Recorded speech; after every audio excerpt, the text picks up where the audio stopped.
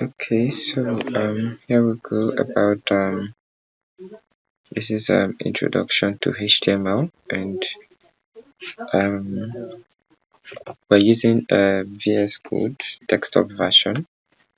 You can do some of these things with your mobile phone, but this tutorial covers desktop. So I'm going to close my Now, if you want to start a project, any project at all, that's like anytime you have a website, you are supposed to create a folder for it. It's very important. It allows you to group your files properly, and during hosting, you won't have issues with file failure since everything is in one folder. So always make sure that your files are in one space. Now I'm going to create my own folder here, and I call it folder 1. Okay, so I'll open my VS Code. After opening it, it will actually open with a folder I've worked with before. And so I'm going to minimize my VS Code, drag this down here and drop. Okay, so if it's ready, it will actually show something. It's still loading, that's why. Okay, so let's do that again. It's still loading.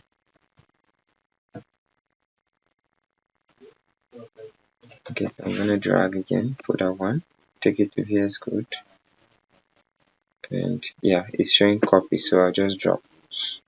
Now once you do this, it's going to replace whatever folder you have before. It does not mean that your previous folder is deleted. No, everything is still there. So I'm going to come here and then create my first file, and I've named this file it can be any name. It can be welcome, it can be new file. So I'm just going to name it file 1.html. Alright, once you create a file, it's going to open an empty space, your code space here, and then you begin with the doc type declaration using Shift+1. If you're using VS Code, you'll find this command, but I'm not sure you can find this on other IDEs. You press enter, it gets you the standard syntax, right? So this is a tag. This is what is called a tag. This is the opening tag. This is the closing tag. This is opening tag, the closing tag. So in HTML, almost everything we do, it comes in a tag. If you, for instance, it's like when you have a bracket, so this is like your opening bracket, this is like a closing bracket. The content must come in between. So for now, we're going to be making use of the body tag. So everything we're doing should be inside the body tag, right? So we're going to begin with text elements. We're going to begin with text elements. That's elements that help us to write text on a web page. And then we'll start with the h1. Now, what I'm writing here, this is the tag name h1, right? Then you press enter. It automatically constructs a tag for you, opening and closing. Opening and closing, and then you write the content in between. And the h1 is a heading tag.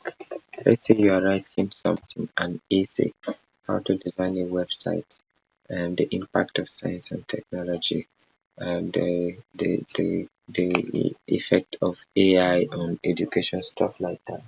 Alright, so you can use something like this to declare your heading. So we have like 6 of them. That's the first one, H1. We have H2 heading. We have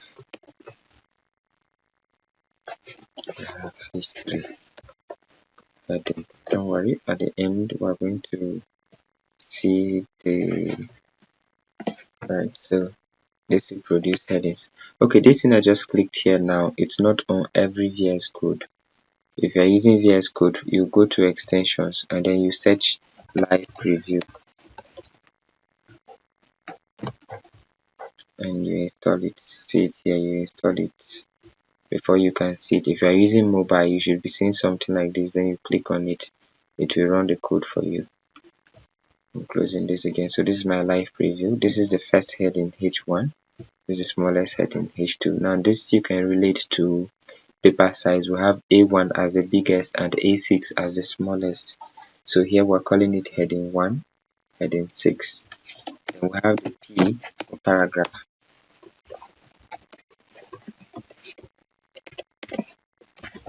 Alright, and then we can have another paragraph. So the paragraph does not have a size. You can have a longer paragraph. This one is 40 words, so as to 40. Okay, so this is a paragraph. Okay, so we have some tags that can make our text, format our text in special ways. Talking about the bold tag, this one will make your text bold. So you see bold here. Let's refresh. That's bold. Talk about the U tag. This is underline. Talk about cancel, which is S. Cancel text. Okay, so we can use this thing to do something like maybe I'm making a write-up. This is a paragraph and it says name. And then I want my name to come out bold, so I'll bring the B tag and then write my name, Solomon, and my name is going to come out bold. We can do something like this is old price, so we could say buy now and then use the B tag here to say this is the new price to 500, and then I'll leave B and then use the extra to remove the 3500. So this will appear like buy now 2000 and 3500 has been cancelled, as you can see. Okay, then this brings us to creating a list. We have two kinds of lists, the UL and the L and the OL. So I'll begin with the UL. You simply do this by typing UL like this. You enter, then you enter again, and then we have LI. So it's mean I'm doing a list of fruits. This is orange, and that's apple. Sorry, and that's watermelon. Okay, so this will give me a list. Then we have the second one, which is ordered list OL. Okay, so you see enter again. LI. I want to do a list of colors this time. We have red, blue, and green. So this one is 1, 2, 3. While the first one is bullets. This is familiar. If this will be familiar if you've used Microsoft Word before. Right now, there's what is called an attribute in HTML. Attributes are like properties we can add to elements. Now I want to add an attribute to this OL here. So you just come to the opening tag here and then we'll add an attribute called type. So this can be type A, and you can see what my list looks like. Or type I. This is I. I can use lowercase. That's an attribute. We can add an attribute here called style. This one is actually a CSS attribute for design. So I'll say background. So let me do that on the other list. We can actually add the style attribute on any element at all, being in the paragraph and a heading, any element. So I'm gonna add the background here and color, and then let's say color is white. There. So this is gonna come out white. And okay, let me use something that can print. Yeah. So this is actually CSS. The style attribute here is for CSS. Okay, then the next thing I want to do is the table. You create a table, you type table, enter again, then you create TR, means table row. Your table is going to be in rows and columns. One row is one entry. So this is the first row, which is your table head TH, and this is serial number. I want just doing a very simple table. Taking people's names, This is name, and yeah, just name. So we're now having tr, and then I'll do td.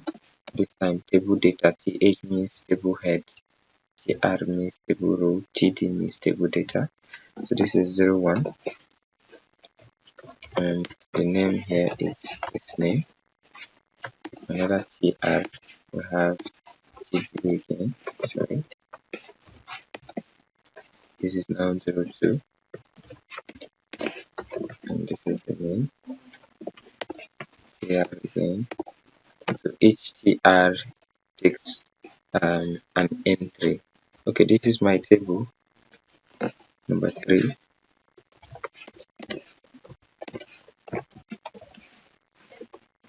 Number 4. Let's stop at number 4. Um,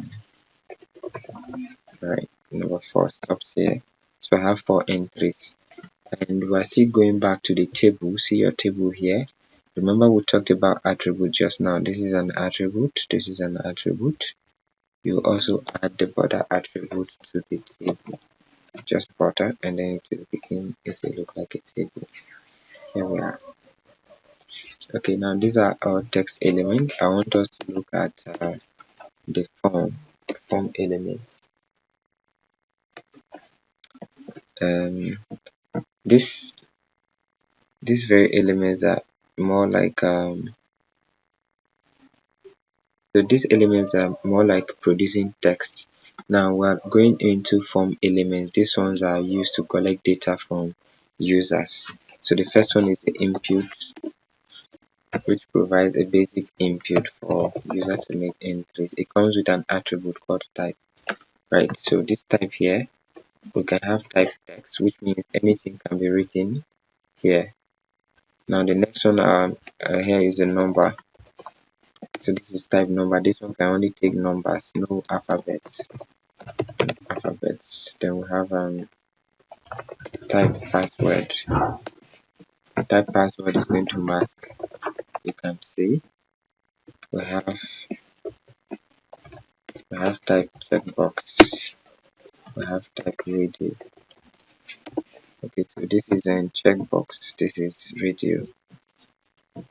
And then we have type dates. This is type date. There are so many other types. You can check the rest of them. These are the most common ones. Then we have a button. Okay, so this is a button. I can say register now. So what you'll be seeing will be what? Register now. Okay, the button is somewhere. See the button here, register now. And this one can be clicked on. The button also have a type attribute. We have type button. We have type submit. Okay. When we go further, we can differentiate between a submit and a button type button.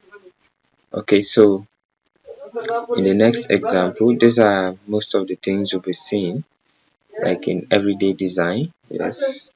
In the next example, we're going to be looking at CSS properly. Yeah.